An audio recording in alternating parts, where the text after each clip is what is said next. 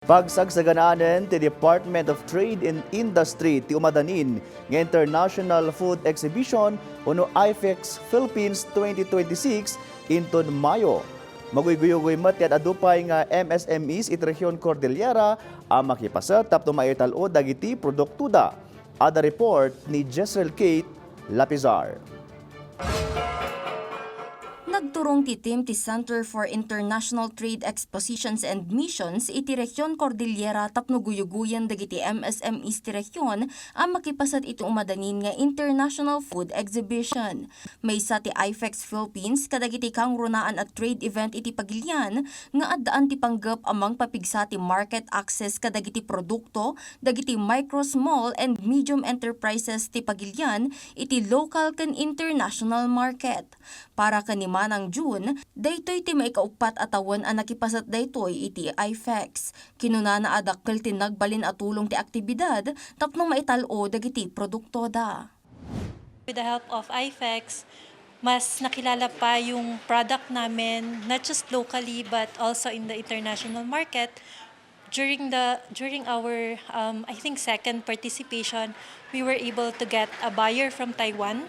So yun yung first na experience namin na maglabas ng product from Baguio to Taiwan.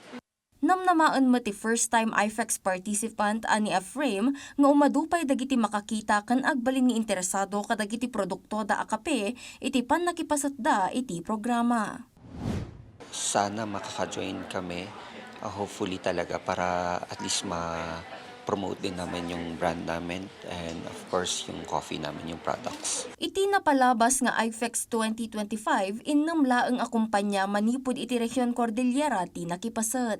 Sigun iti DTI Cordillera parikot dagiti MSMEs ti rehiyon ti kinakurang ti certification dagitoy manipud iti Food and Drug Administration.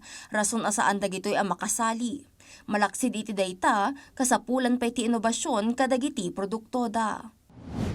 We'll continue with product development and innovation of our food products in cooperation with other agencies such as DOST para ma-comply nila yung mga requirement, FDA and other funding agencies sa private sector din lalo.